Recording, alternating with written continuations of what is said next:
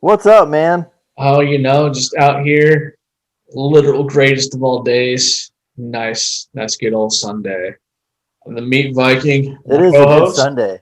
Yeah, so Hey, man, this is I've heard you. I heard you had an eventful Sunday. You want to kind of walk our walk our family and foodies over here through about what went down today. hey. Well, because this episode is about breakfast, right? Mm-hmm. I decided to invite her and have an awesome ass brunch. Okay, so just getting this out of the way first because I know people want to make sure that we have an idea of what the safe word is, and I've already been told from other people in the household what the safe word is. So today it's going to be sausage. All right, I can handle that. So yeah, man.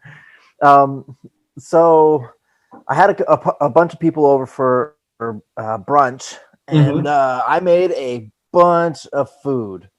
So if you do follow me on Instagram, Dr. Chef Hubs, you'll be able to see what I made today. But I'll also talk about it here. But as we go through, I'll just keep on adding on whatever I'm doing because apparently you did some research, didn't you? Just the most basic of research. For instance, Well, the term breakfast comes from the English word referring to breaking the fasting period from the previous night. So basically, breaking that fasting period, waking up, hopefully having some delicious ass pancakes in the morning. Well, before we get more into it, what do you have in your glass there? I saw you sipping something. Peanut butter whiskey. Nice. Keep Good on old going screwball. with the brunch, man. I got myself some mimosas, so that makes Mmm. that even better. Yeah. It was a bit late in the day, and I kind of maybe forgot what time we were supposed to start recording. So the coffee, because one, I love coffee, two, breakfast, is brewing right now. And so I'm just going to try and sip on this. And then once the coffee's ready, give me some I think coffee and Godiva liqueur. Maybe a little bit of sugar in that bitch. Sounds like a good little afternoon delight. Mm-hmm. So cool, man. So yeah, breakfast. What's the first thing on the menu that you would have for breakfast? Depend. What's your go to thing that if you're gonna do anything with breakfast, you gotta have? So if I'm doing breakfast at home, I got one of two things I'm either going to make, depending on how much time I have in the day. Like if I wake up early and I'm able to, I'd make an egg sandwich on some rye bread, just quick and going. But then if I'm off, like it's my day off work, my fat ass gonna make me some pancakes. Pancakes. Okay, that's Mm-hmm. always a good thing. So part of my brunch thing, I made some pancakes today, Mm-hmm. but the thing that I changed up a little bit because I do like the syrup and I do like being able to have a nice little short stack. So what I did differently today is that I made a cannoli filling. Okay. So I took some heavy cream. Now it's not the best filling because the filling usually has the mascarpone and the ricotta. But what I did instead is I took heavy cream, Mm-hmm. some cinnamon, some nutmeg in there, whipped the crap out of it with a hand mixer until I could finally see it starting to thicken up a little bit. And then I took ricotta cheese and some chocolate chips, threw those Mm. in there, folded that bad boy in, and I let it sit in the fridge for a little bit because the ricotta is very dense and it's Mm-hmm. very very liquidy, like it has water in it. So you want to try to get as much of that out of there first. And man, you throw that bad boy on some pancakes. You got yourself some cannoli pancakes, man. You can even roll them up if you want. Yeah, I mean, So, when you were going in with that filling, I was like, this sounds more like a crepe than a pancake, but well, okay. So that's what the wife said. She was like, I really think you can do a crepe with it, and then mm-hmm. put some fruit on top with a little bit of some whipped cream and maybe some chocolate syrup. And I said I could totally do that too, but Mm-hmm. I also said that I could probably do one of those rolls. So like a pumpkin roll. Yep. make a cannoli roll where you have the dough out and then you just roll it up and there you go. So that might be for a future episode because I feel like that might be more of a dessert. Do like a cannoli roll dessert. You know how the crepe sounds pretty good too. The pumpkin roll is popular around Thanksgiving. Wonder if you could do like a pumpkin roll where you make the bread out of the pumpkin, but then the filling, instead of cream cheese, you do your cannoli with it. Ooh, I don't know how that will taste. Yeah, it might be a little out there. Okay, but I don't know how the pumpkin ricotta like chocolate chips would go with it. I mean, it might taste good. Shit, I might as well experiment in the kitchen, I guess. If not, you're gonna do breakfast sandwiches. So, what would you put on your breakfast sandwich, or what do you normally put on it? Honestly, just depending on like how strapped for time I am. Because like this is if I'm doing it at home. Like if I'm ordering out from somewhere, I get something completely different. I can go into that later. But dude, I mean like rye bread, you know, toast that bitch up the way it should be. Just throw some eggs, more over medium, not over easy, just because big ass beard, shit's gonna get caught in here. It ain't fun and it ain't pretty. And then like I like throwing pepper jack cheese on them. Sometimes I'll throw on Swiss, just something that's like real stringy, real good. And then like that's good on that. But if I'm doing pancakes, there's this brand of pancake mix that I like, Kodak. Okay, yeah, man. The only thing that I think of Kodiak is dip. Right. Grit. So you getting some tobacco feeling while you're doing this stuff or what? Nah, dude. Nah, not today.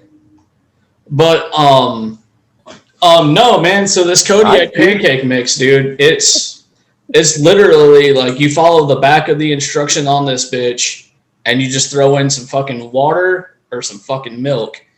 And these are some of the best boxed pancakes, even some of the best like homemade pancakes I've ever had. And they got like a bunch of protein in them. So, you know, like if you want to wake up feeling strong, maybe fucking deadlift, you know. I'm going to laugh if we're ever going to get a sponsorship from somewhere.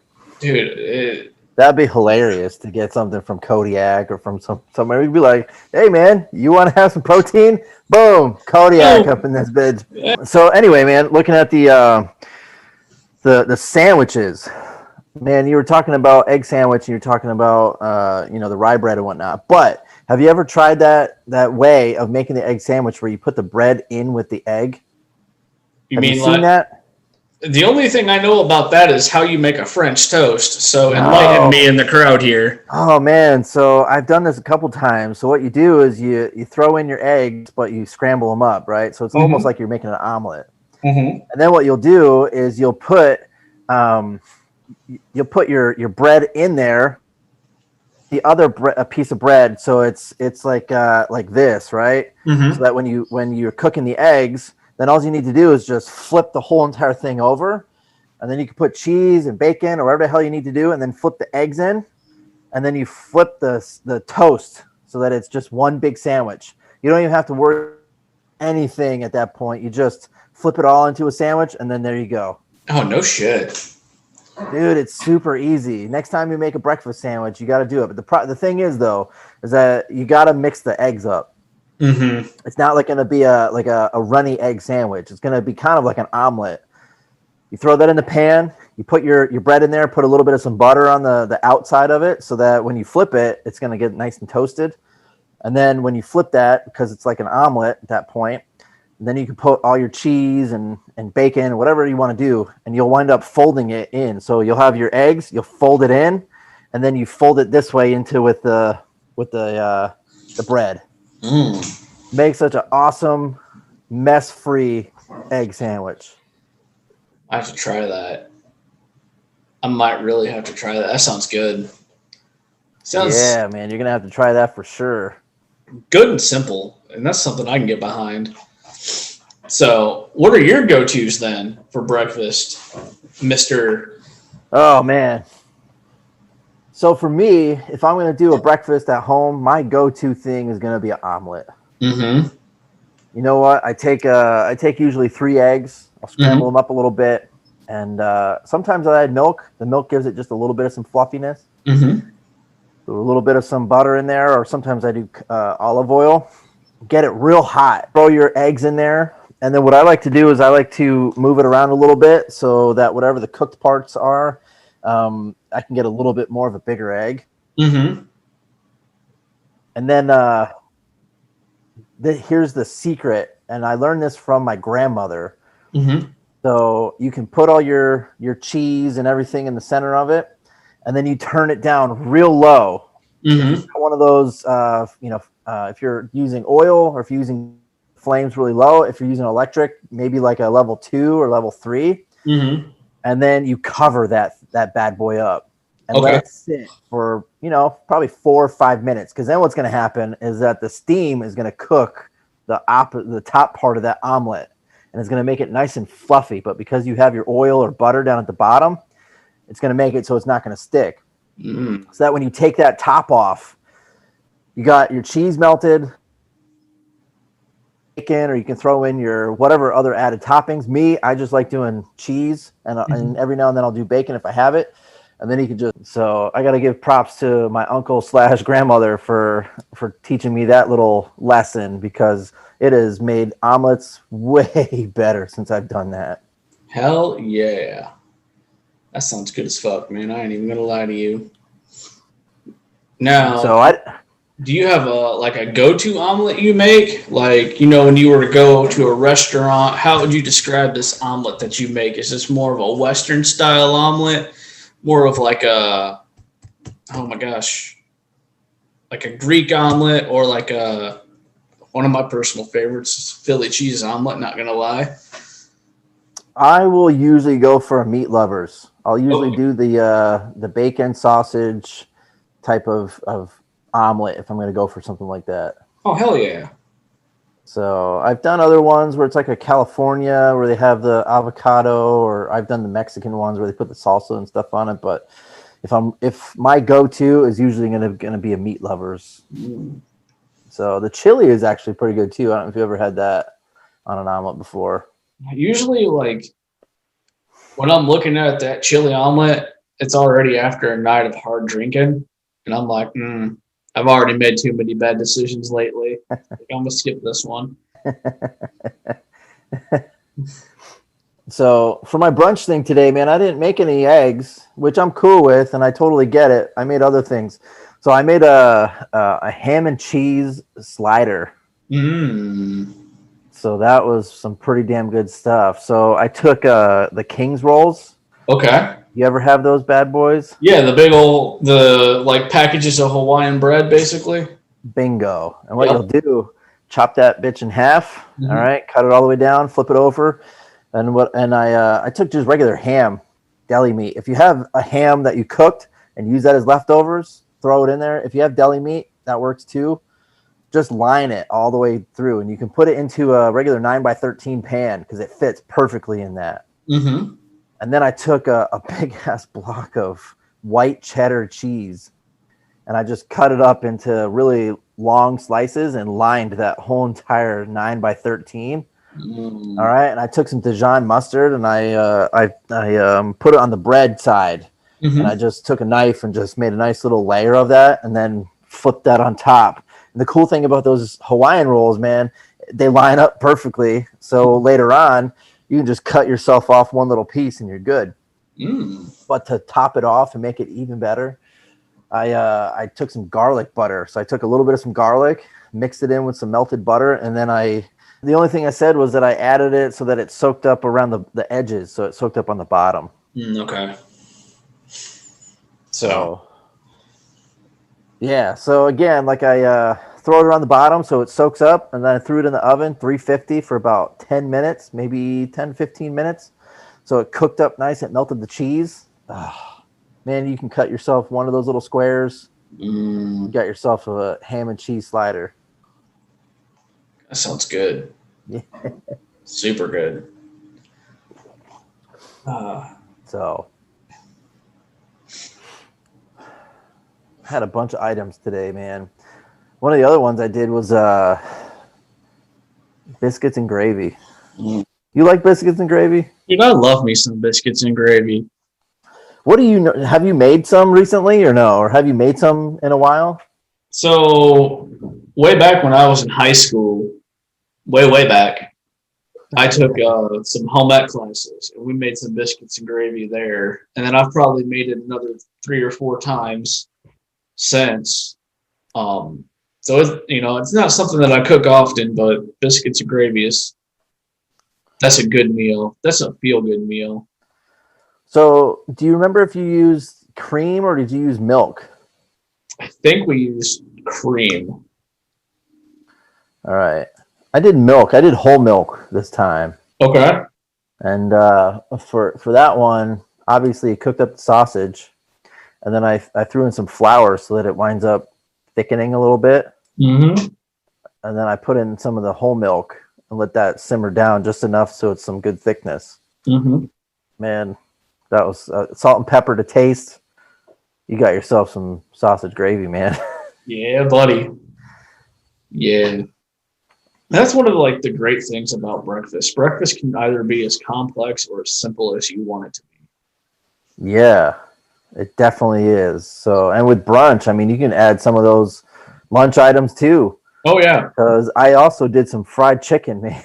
and I think I've kind of mentioned on this podcast before about fried chicken, but it kind of went with the whole chicken and waffles deal. Mm-hmm. And we had one person that has never had chicken and waffles before, so her husband at the time was just walking her through it and be like, "Look, you got the sweetness of the waffle, the sweetness of the syrup, and then you got the savory of your fried chicken." And I put a bunch of different spices into it, so it has that nice little, I'm not going to say Kentucky Fried Chicken flavor, but you can definitely taste the oregano, the thyme. Like, you can put a bunch of those spices in. The only thing that I did today that was different with it was I could not find peanut oil at Walmart. Okay. So I used just regular vegetable oil, and you can totally tell the difference when you fry those things up versus the peanut oil. The peanut oil gives it a darker color. Oh, okay. I wouldn't have expected that. Yeah, man, the vegetable, more of a lighter color. So again, if you look at my Instagram, I posted a picture of some of the fried chicken, and you can totally see how light it is versus how dark the one that I had a couple weeks ago when I did the buffalo chicken.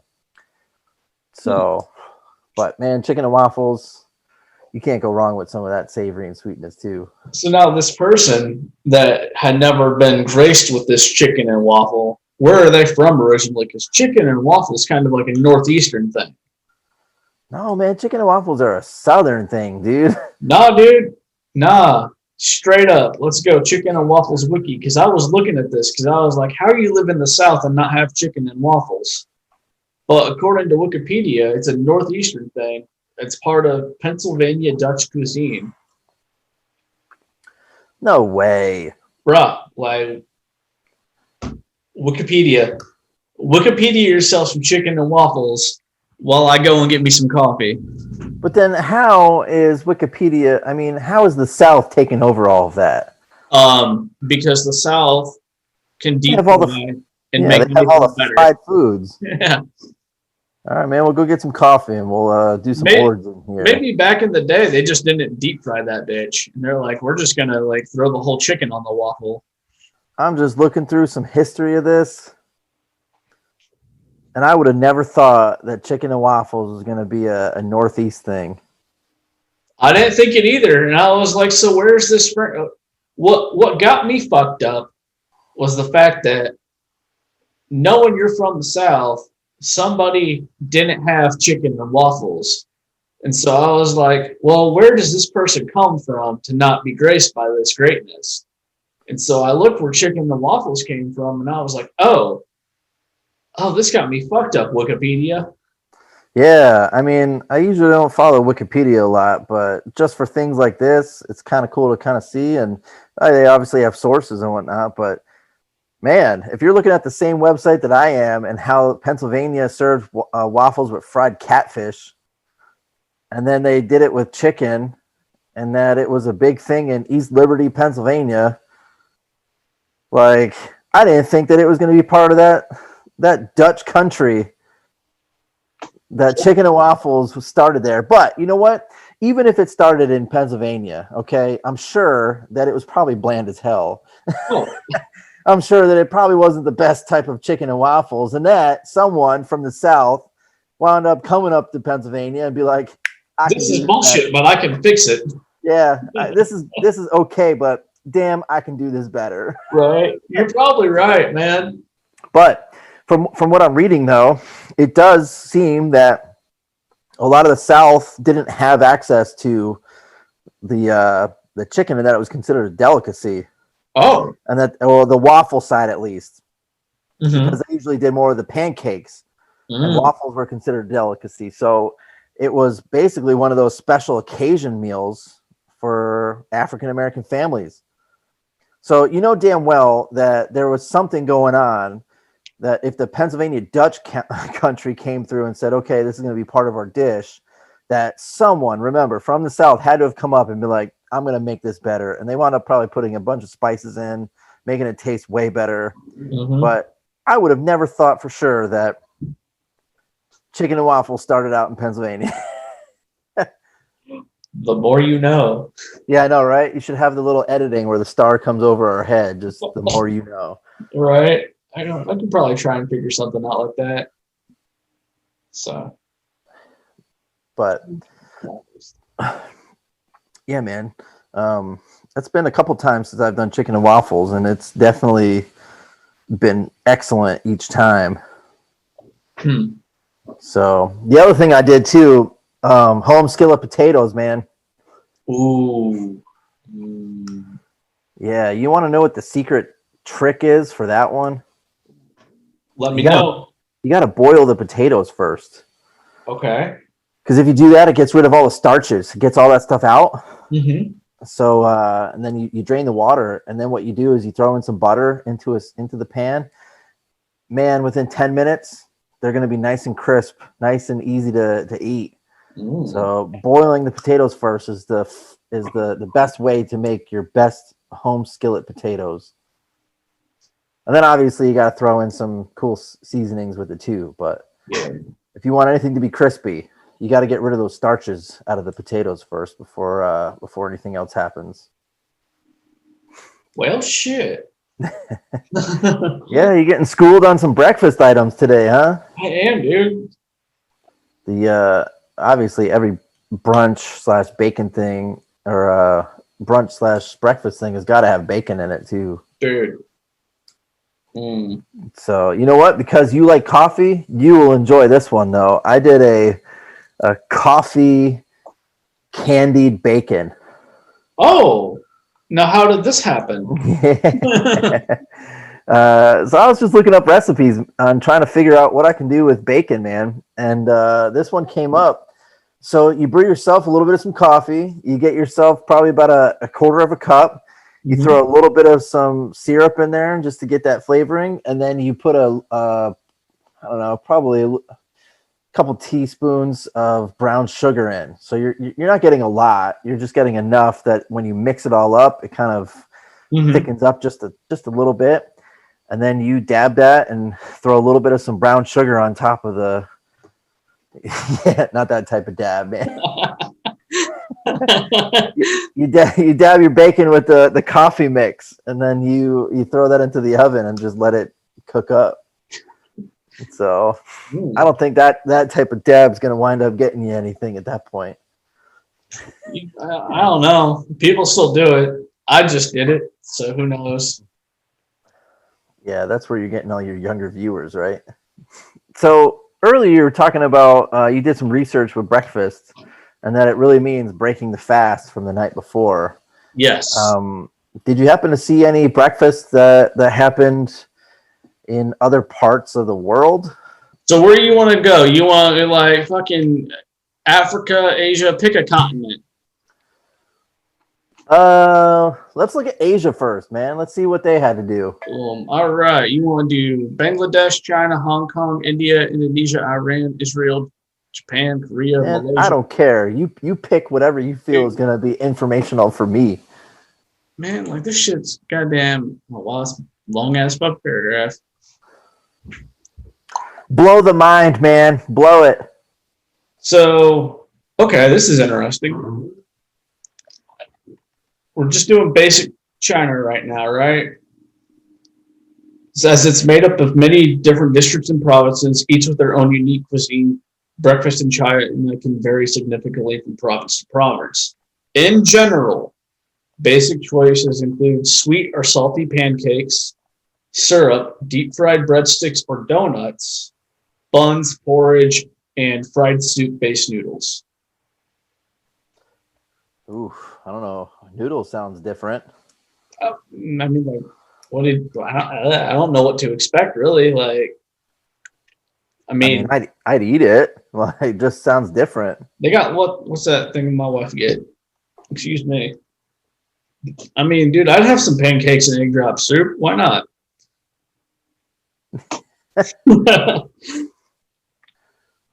Let's see. Well, from what I've looked at, with at least with not Asia, but with India or with Egypt, which is in Africa, a lot of the people in the beginning, earlier times, would wind up having beer. Bread, and onions as a way to start the day off before they went to work, before they started doing crazy construction. Yeah, man, you got to get them carbs in somehow. And I can completely understand. I mean, like, I think that we should have more beer for breakfast. I think I'd be 100% okay with that. All right, if you're going to do beer for breakfast, though, what's going to be your beer? Guinness. Well, they do say that you can live off of Guinness, man, that you can survive off it. It's got everything that you need. Yeah. Just because, like, dude, Guinness is already, like, having Thanksgiving in a bottle. Anyways, as terms as, like, carbs go, like, you slam, like, 3 Guinnesses with, maybe, like, some eggs and some toast, and you're pretty much probably going to be good till dinner time. Until that buzz wears off. Yeah, man, slamming 3 of them down, I don't think you're going to be doing anything for the rest of the day until that wears off. Dude, you might take a solid nap. Oh, man, yeah. If you're going to be drinking some beer for breakfast to fix all that, then, yeah, you're going to need as much carbs and protein that you can get. But think about it, though. Think about, let's say, 100 years ago or even 200 years ago.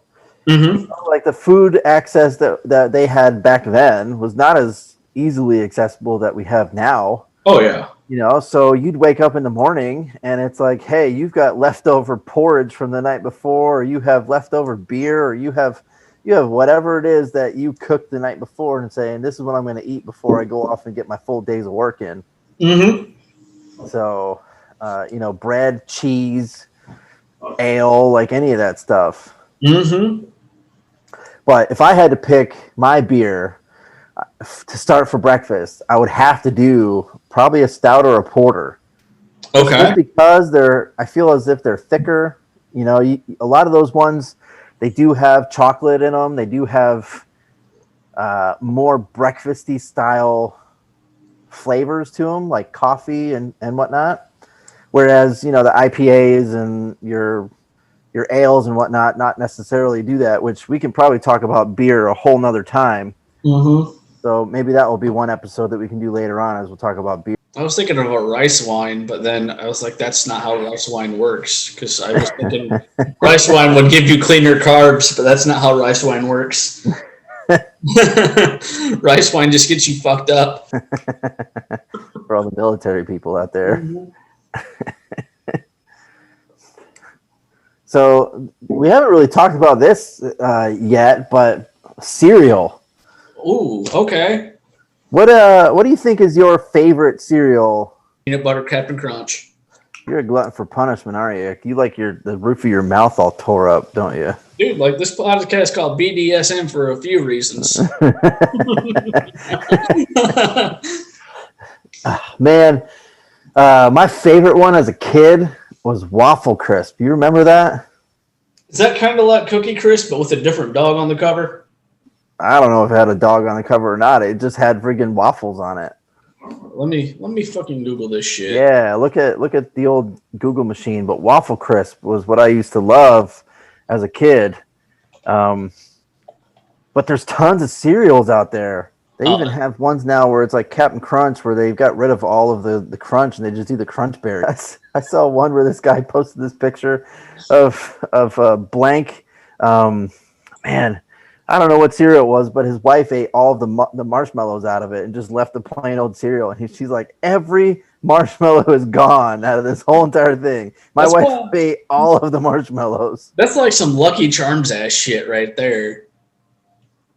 Like, I mean, how mad would you be if you went into Lucky Charms and you started pouring yourself a bowl and you ain't got any hearts, moons, or horseshoes, clovers, and balloons, right? Like, I would be probably more pissed than a grown ass man should be about that situation. I ain't even gonna try and deny it.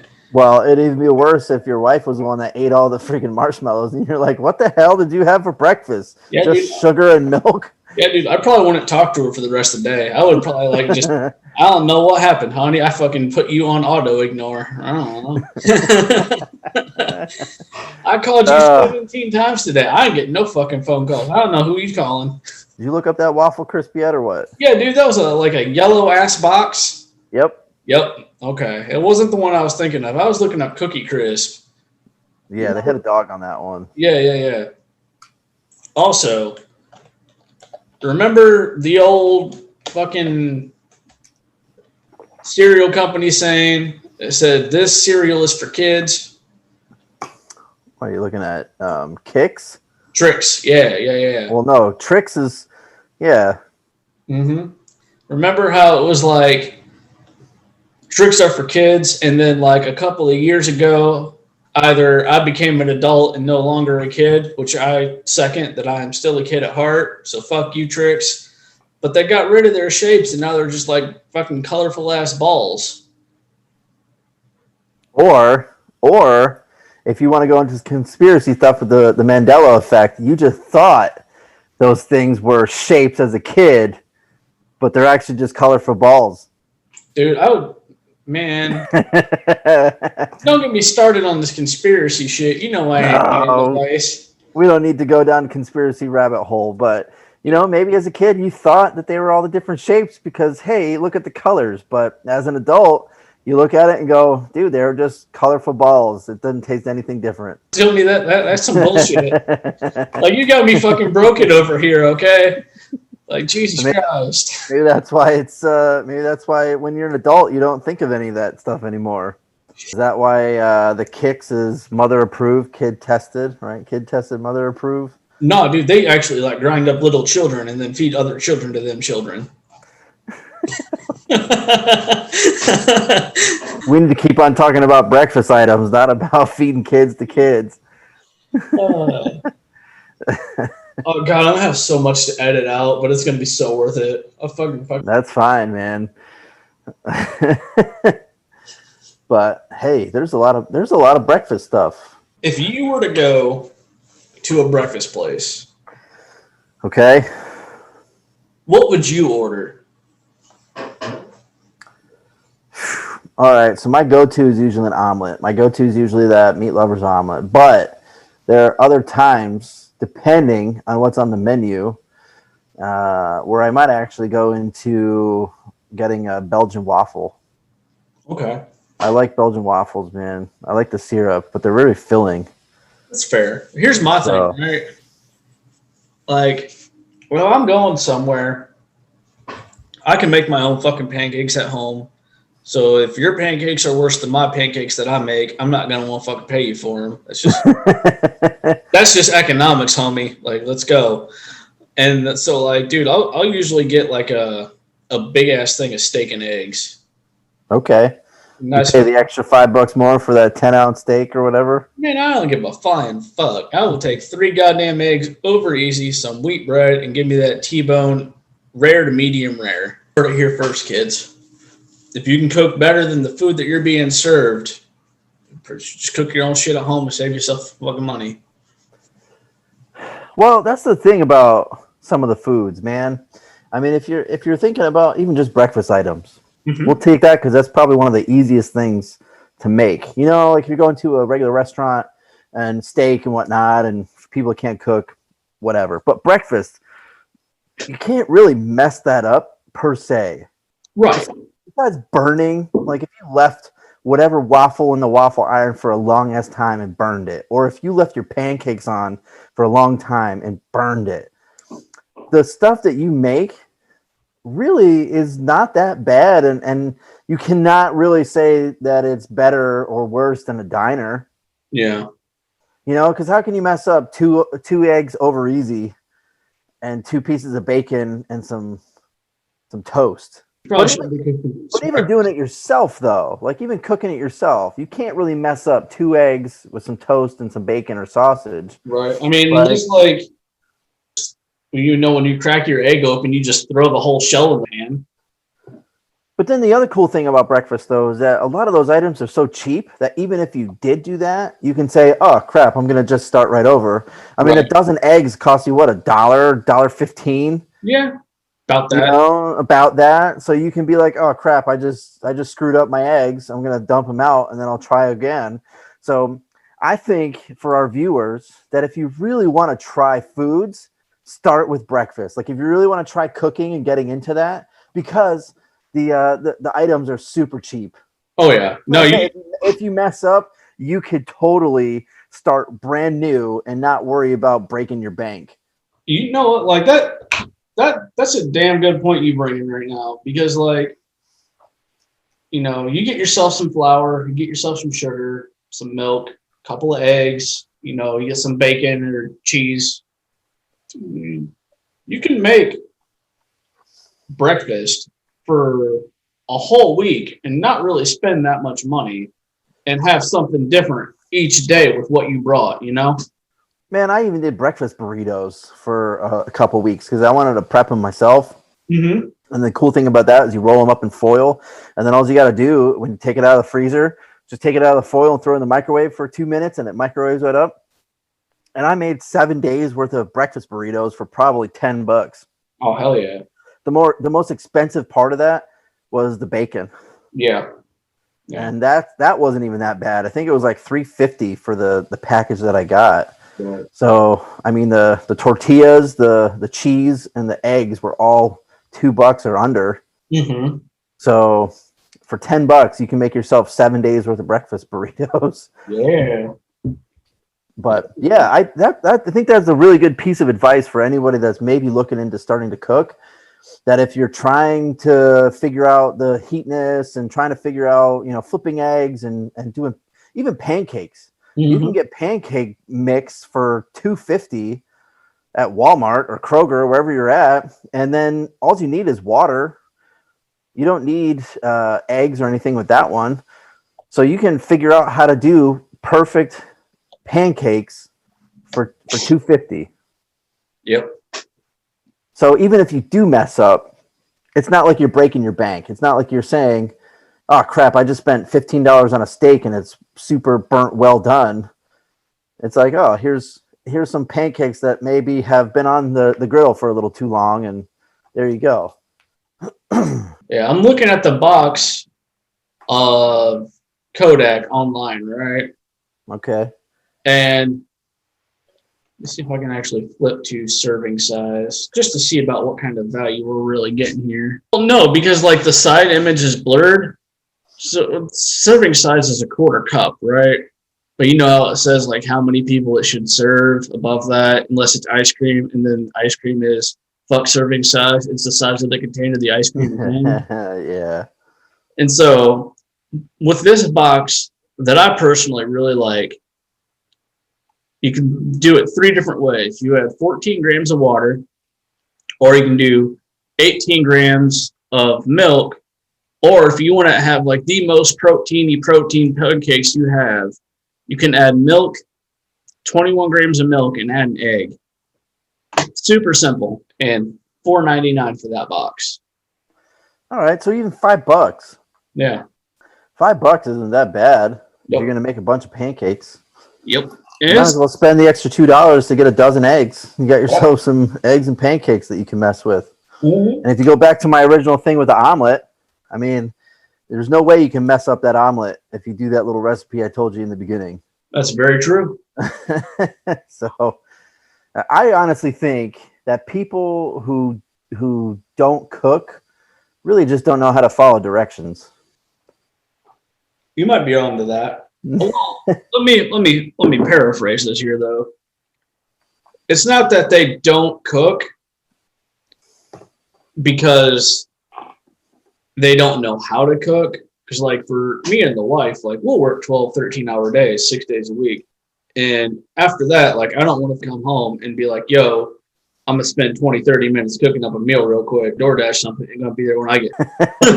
Well, obviously you have that convenience factor of saying, hey, I'm going to DoorDash something. But, I mean, that's going to cost you an extra, $15, isn't it? Yeah, you shit. Yeah. So for someone that maybe doesn't have that extra $10 in delivery fees, plus whatever you're going to buy. Oh, yeah. This stuff's kind of expensive anyway. For a lot of the menu items, when you look at it, I mean, you could do that at home for a quarter of the price. You really are paying for the labor, to be honest with you. Which is how it should be. Yeah, but think about it. I mean, if you're going to get yourself some, and not like you're going to DoorDash any of this stuff, because I feel like that'd be gross, but if you're going to do eggs and waffles, yeah, like you can do that for stupid cheap, buying it at the store and cooking it yourself. But I totally understand where people who work really long days and just be like, dude, I don't even want to cook right now. I mean, why are you going to spend the extra 20, 30 minutes to cook? Where you can say, screw it, I'll just have it at my door by the time I get home. Yep. Or for the people that even do that and enjoy cooking, you can say, sure, I'll spend the next 15, 20 minutes doing this, but you can do it for cheaper. Mm-hmm. So I guess it does come down to the mentality of, are you willing to save some extra bucks for 15 minutes of your time, or are you willing to pay more money for that 15 minutes so that you don't have to worry about doing anything? Obviously, the positive too is you don't have to worry about cleaning up. You can just throw it right into the trash. Yep, that's a whole nother day's job. Yeah. But so the cool thing I like about doing things for brunch is that you can eat them for dinner and you can always repurpose the stuff. So I made a bunch of fried chicken, and fried chicken itself is good. But what I like to do with it is I like to change it up a little bit. So now I can take some of that fried chicken, I'll turn it into buffalo chicken. Or I can turn it into barbecue chicken. So I wind up doing that. And then I have those sliders still, and I have waffles. So I can make a meal for dinner using breakfast items.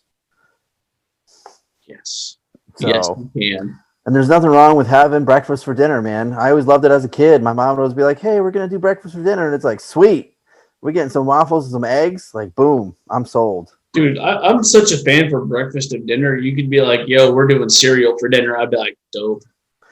Yeah, that's my sister. My sister would do that. Yeah? Yeah, she would eat a box of cereal for dinner if she really wanted to, and has done it. She's told me numerous times where she goes through cereal boxes like no other during the week because that's all she eats. Hey, it must be like one of the keys to happiness, man. Yeah, I know, right? But yeah, so that's the cool thing I like about being able to have this leftovers is be able to repurpose it and turn it into something different. So. Well, man, I think that probably wraps it up for this breakfast episode. I think it does. We talked about some, some recipes, got some wisdom from the old family side on you. We'll have to start thinking about what's going to happen for next week, what we're going to do. Mm-hmm. Let's sign off, end the call, and then we'll spitball some ideas. That way I'm editing out like a 15-minute chat. So anyways, a hell of a topic here about some breakfast. A little bit of heated debate going on every now and again. But I've been your host, the Meat Viking, my wonderful co-host. This is Professor Pork-Loin, a.k.a. Dr. Chef Hubs. All right, and we're out.